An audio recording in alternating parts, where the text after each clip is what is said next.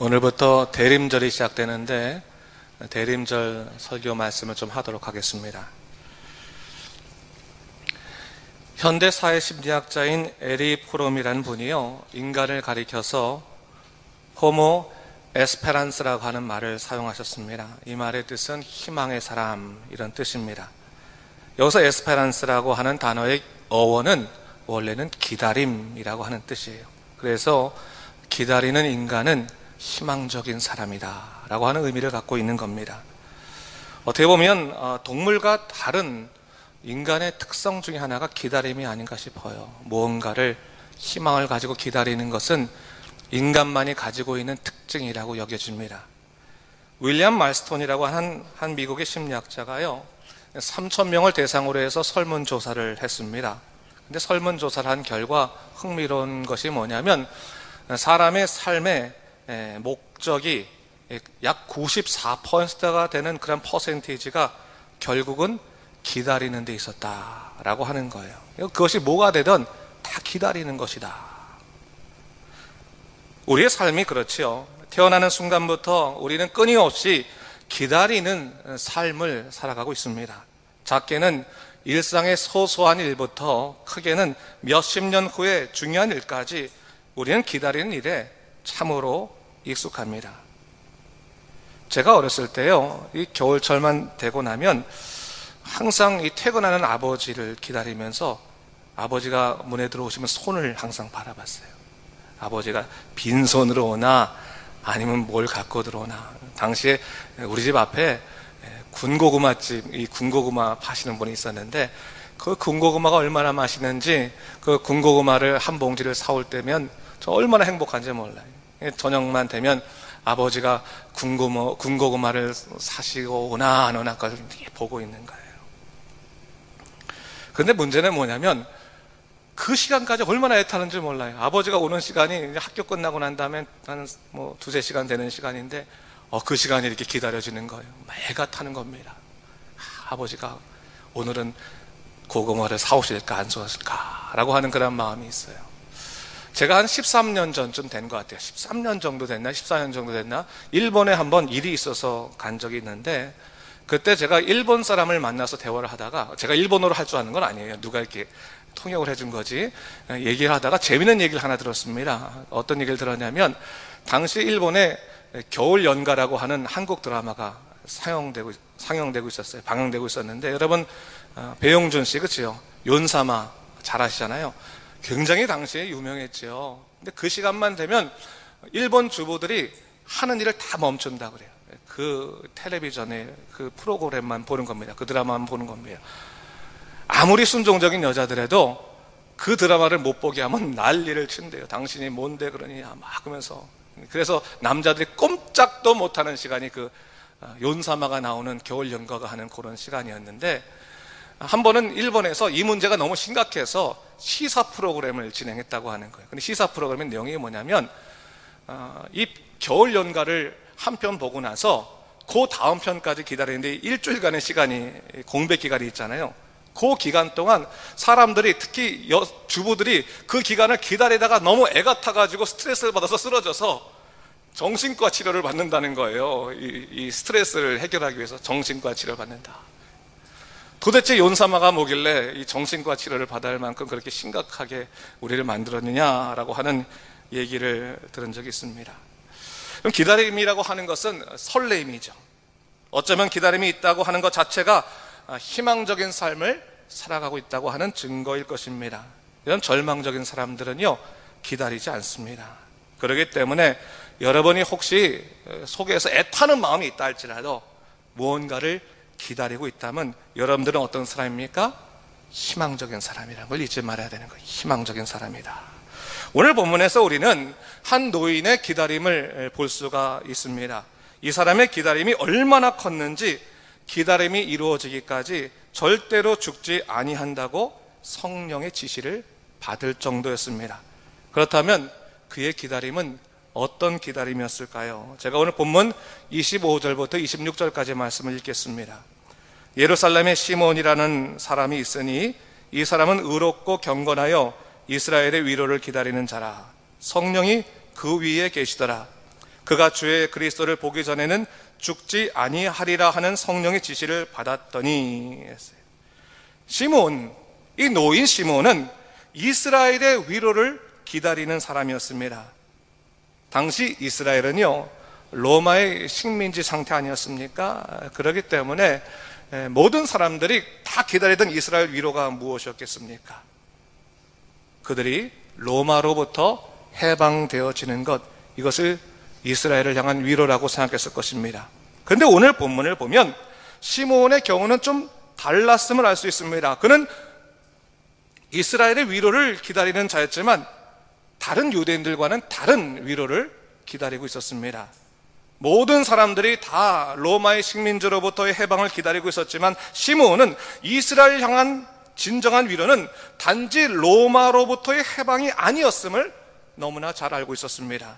그래서 시므온은 하나님이 성경을 통해서 그들에게 약속하신 그리스도를 기다렸고 오직 그리스도만이 그들에게 참된 위로가 될 것임을 알고 있었습니다. 그리고 이 모든 일은 본문에서 보는 바와 같이 성령께서 그 위에 계셨기 때문에 일어난 일이었다라고 하는 것을 오늘 말씀은 우리에게 가르쳐주고 있습니다. 여러분, 우리는 살아가면서요, 삶에 있어서 참 좋은 위로를 기다릴 때가 많이 있습니다. 특별히 삶에 복잡한 문제가 있으면 우린 좀 당장 그 문제가 해결되기 위해서 하나님 좀 위로를 좀 주십시오. 그 문제를 빨리 좀 해결해 주십시오. 그런 위로를 구합니다.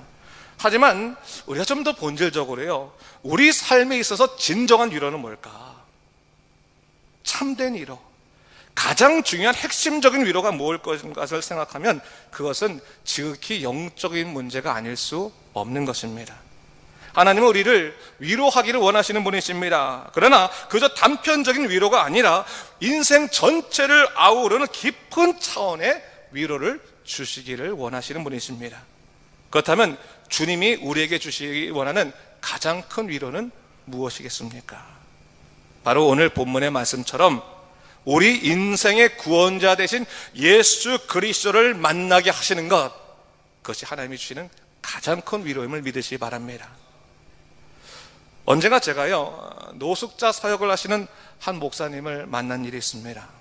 그분은 특별한 지원이 없어서 정말 맨발로 뛰어다니면서 노숙자의 그런 지원을 담당하시는 그런 분이었습니다. 한국에서 제가 만났는데요, 제가 봐도요, 그분을 보면서 야, 이 사람은 사랑에 특별한 은사가 있는 분이다 라고 생각할 그런 분이었습니다. 근데 노숙자를 섬길 때 이분이 이제 음식도 만들어서 주기도 하고 또 뭐 양말과 겨울철엔 양말도 하고 뭐 선물도 이렇게 주기도 하는데, 노숙자들이 이분한테 이 불평을 하는 것 중에 하나가 뭐냐면 사랑을 주려면 그냥 사랑만 주라고 하는 거예요. 아니, 선물을 주려면 그냥 선물만 주면 되지, 뭐 주면서 뭐 예수 그리스도를 믿으라고 하고 또 뭐 하나님께서 당신을 사랑하신다고 말하고, 사랑은 사랑으로 끝내라.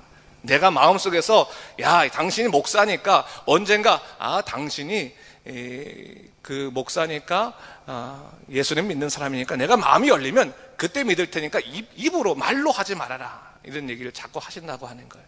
옆에 있는 다른 단체들도 그런 얘기를 하는 거예요. 목사님, 요즘은요 이런 지원하는 시스템들이나 그런 그 성향이 바뀌어서요, 굳이 예수님 말하지 않고 이렇게 사랑만 먼저 전하고 나중에 그들 마음속이 변화되면 되는 거니까 그렇게 안 하셔도 돼요, 이렇게 권하는 거예요. 근데 이분은 아주 철저하신 분인 거예요. 나는 저 노숙자들에게 오늘의 위로가 빵일 것은 분명하지만 그들 인생의 전체의 위로는 예수 그리스도가 되어 하심을 나는 온전히 믿는 사람이다.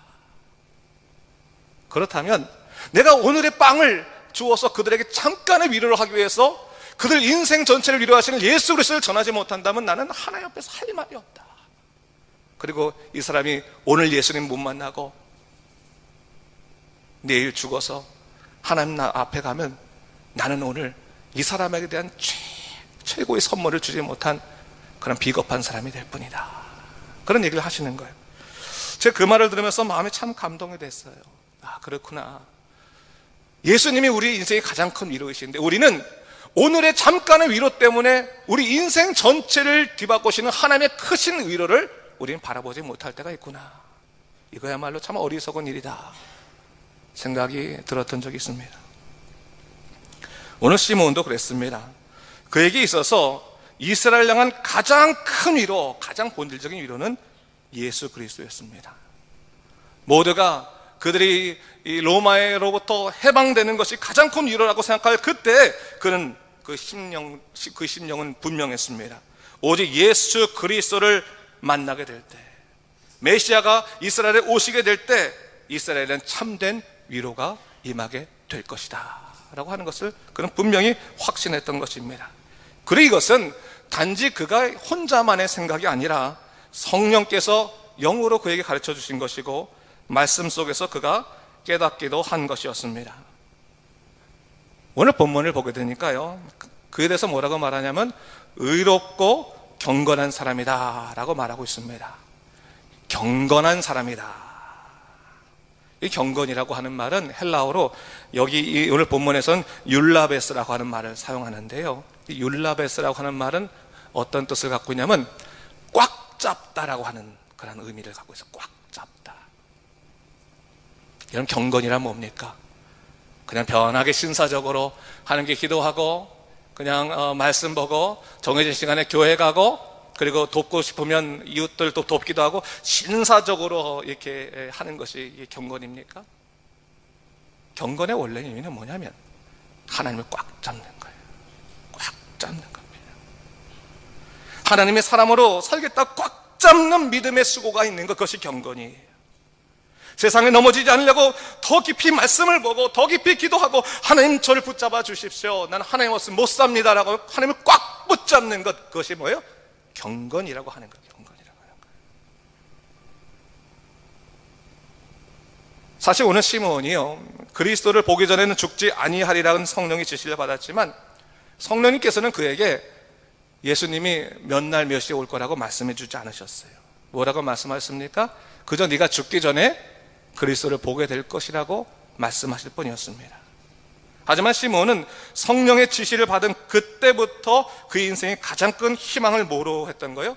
그리스도를 기다리는 것으로 잡았다고 하는 거예요. 그것이 가장 중요한 거예요. 그리고 기쁨으로 그가 그것을 기다릴 수 있었던 이유가 뭡니까? 그가 성령에 의지하는 삶을 살았기 때문에 그것이 가능한 일이었다라고 하는 것을 오늘 본문에서 우리에게 가르쳐주고 있는 것입니다. 바로 성령에 이끌리는 자였기 때문에 그가 이 귀한 기다림을 감당할 수 있었다는 사실입니다. 여러분, 인간적인 기다림이라고 하는 것은 불안해요. 그렇지 않습니까? 여러분, 어떤 일 딱 정해놓고 결과 기다려보세요. 시험 쳤어. 학생들은 시험 결과 기다릴 때 마음이 불안해요, 안 불안해요? 불안해요. 여러분, 이민 생활하면서 어떠한 문제, 컨트랙을 하나 맺어야겠다 생각하고 뭐 하나 딱 정해내면 그 시간까지 불안합니까? 불안하지 않습니까? 불안해요. 인간적인 기다림이라고 하는 것은 언제나 불안해요. 그러나 하나님이 약속하신 영적인 기다림은 달라요. 성령이 함께 하시기 때문에 그 기다림의 기간이 점점 더 담대하기 시작하고 그 성령의 역사가 있는 그 기다림이 인생 전체의 기다림을 아우르게 되면 우리의 모든 기다림의 불안과 두려움은 물러나게 되는 것입니다. 저는 오늘 성경에 기록되어 있지는 않지만요, 시므온이 기다릴 때 과연 영적인 공격이 없었을까? 그렇지 않다고 생각해요. 그도 사람인데 그도 인생에 자잘한 기다림이 없었겠습니까? 그가 넘어질 만한 일이 없었겠습니까? 그런데 그는 나는 예수 그리스도를 보기 전까지 죽지 아니한다는 확실한 기다림이 바로 서 있기 때문에 또 다른 기다림의 불안감들은 뭐예요? 다 이겨낼 수 있었던 거예요. 난 하나님의 사람으로 예수님 보는 것이 가장 중요한 일인데 다른 기다림이, 다른 불안들이, 다른 삶의 위협들이 나를 무너뜨릴 수 없다라고 하는 것이 분명했다고 하는 거예요. 여기 영적인 기다림, 성령이 역사하신 그 기다림의 능력은 바로 여기 있는 거예요. 오늘 본문에서요, 시므온의 개인적인 배경에 대해서 자세히 기록하고 있지 않지만 이스라엘의 전승들이 있어요. 책들, 다른 전승에 의하면 이 사람이 어떤 사람이냐면 당시 가장 유명한 그런 랍비가 누구였냐면 힐렐이라고 하는 사람이에요. 가장 유명한 사람이에요. 그리고 그 이후에 가장 어떻게 보면 힐렐보다도 더 위대하다고 칭송받는 그러한 그 랍비가 누구냐면 가말리엘이라고 하는 랍비야. 가말리엘. 여러분 가말리엘 아세요? 사도 바울의 스승이라고 말하는 가말리엘 문화에 난 사람이었다라고 하잖아요. 이 가말리엘의 아버지예요.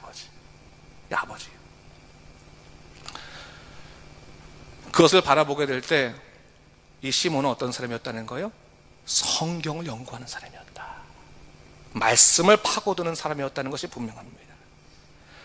여러분, 이 시몬의 기다림의 힘은 어디서부터 나왔습니까? 성령이 이끄시는 말씀과 기도의 힘이었다라고 하는 것이 분명한 거예요.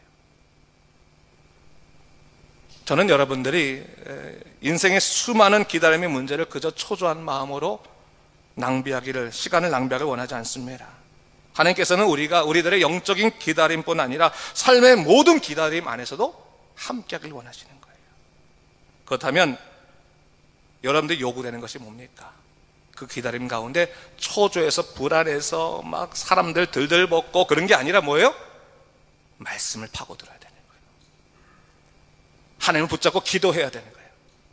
마음이 흔들리지 않도록 말씀을 붙잡고 기도하는 삶을 살지 않으면 여러분이 기다림의 초조함을 이겨낼 수 없습니다. 기다림의 시간 동안 사단은 우리를 낙심하게 만들려고 해요. 쉽게 포기하게 만들려고 합니다. 막연한 기다림 가운데 하나님의 뜻을 찾으려고 하는 것은 어리석은 일입니다. 오히려 말씀과 기도로 무장한 가운데 기다린다면 그것은 하나님이 주시는 놀라운 역사를 우리가 맛볼 수 있게 될 것입니다. 기다림에도요, 지경이라는 것이 있어요. 기다림의 지경. 단순한 삶의 문제의 지경은 요만한 거예요. 그렇죠? 시간적으로 예를 들어서 10년 후의 지경은 조금 더 넓겠죠. 그렇죠? 이 정도의 지경이 될 거예요. 영원한 하나님 나라의 지경은 뭐가 될까요? 이만큼. 아니, 더 넓겠지. 이만큼이나 쳐보세요. 그 다음은 이 안에 있는 모든 기다리면 이 기다림이 분명할 때는 다 소소한 일이 되어버리는 거예요. 소소한 일. 여러분은 하나님 나라를 기다리는 분이십니까? 믿으세요. 하나님 나라를 기다리고 그분의 영광을 기다리는 삶을 살아가는 우리들에게는 삶의 모든 소소한 기다림들은 그냥 하나님이 이루실 하나의 증거의 역사의 단편일 뿐입니다. 믿으십니까, 여러분? 그걸 믿으셔야 돼요. 아무리 여러분의 삶에 고단하고 힘들고 어렵고 두렵고 무서운 일들이 있다 할지라도, 서러운 일이 있다 할지라도, 절박한 일이 있다 할지라도 하나님을 기다리고 하나님 나라를 기다리는 우리들에게 있어서의 그 모든 삶의 소소한 기다림들은 하나님이 이루실 줄을 믿습니다. 여러분, 하나님께서 그 큰 기다림을 위해서 작은 기다림은 이루어 주시는 거예요. 실망하지 말아야 되는 거예요. 저는 말씀을 준비하면서 그런 생각을 해봤어요. 시몬에게 기다림의 문제가 이거 하나였겠는가? 다른 문제들도 많았겠지만 그 인생의 가장 큰 기다림이 예수 그리스도를 만나는 것이었기 때문에 다른 문제들은 그 기다림 앞에서 잠잠할 수밖에 없었을 것이다. 여러분, 참 인간의 몸도 이상한 게요, 여러분 한번 생각해 보세요. 두통이 아주 심해가지고 막 미칠 것 같은데요, 갑자기 발가락이 아프기 시작하면, 통풍이 아프면 머리 아픈 건 사라져. 그렇죠? 뭐만 아파요? 발만 아파. 발만. 머리 아픈 건 신경 쓸 새가 없어요.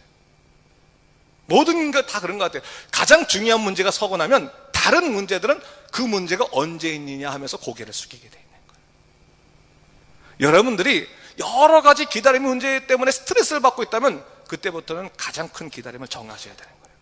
내 기다림은 뭐예요? 예수 그리스도를 통한 하나님 나라, 하나님 뜻대로 사는 그것을 내 인생의 가장 큰 목적으로 삼고 그 기다림이 제일 크다라고 생각하고 그것에 집중하기 시작하면요, 다른 기다림이 다 고개를 숙이기 시작하는 거예요. 왜? 하나님께서 이루신 하나의 믿음의 일의 증거이기 때문에 그렇습니다. 오늘 본문을 보니요, 27절을 보니까 시몬이 성전에 들어가는데 그가 성령의 감동에 인한 것이었음을 성경은 말하고 있으면서 특이하게 보면요, 특이한 것은 뭐냐면 본문을 보면 이렇게 나와 있습니다. 제가 읽어보겠습니다. 성령의 감동으로 성전에 들어가매 마침 부모가 율법의 관례대로 행하고자 하여 그 아기 예수를 데리고 오는지라 했어요. 그가 성전에 들어가는데요, 마침 마침이란 말은 어떨 때 쓰는 말이에요, 여러분? 우연할 때 쓰는 말이에요. 우연. 그렇죠? 마침. 아니, 우연하게도 예수님의 부모가 아기 예수를 데리고 들어오는 것을 보게 된 거죠. 여러분, 이것은 우연입니까? 우연이 아닙니까? 우연이 아니죠. 우리 믿음으로 눈으로 보게 된 우연이 아니라는 걸 알죠. 그러나 세상 사람들 보기엔 우연이에요? 우연이 아니에요? 세상 사람들에게는 우연이에요. 여러분, 우리가 분명히 알 것은 뭐냐면요, 하나님의 섭리 가운데 우연이라는 것은 없어요. 그렇죠? 다 하나님이 계획하신 일들밖에 없는 거죠. 그러나 세상의 눈에는 다 우연처럼 보이는 것들이 하나님이 손대시면 다 뭐예요? 필연이 되는 것입니다.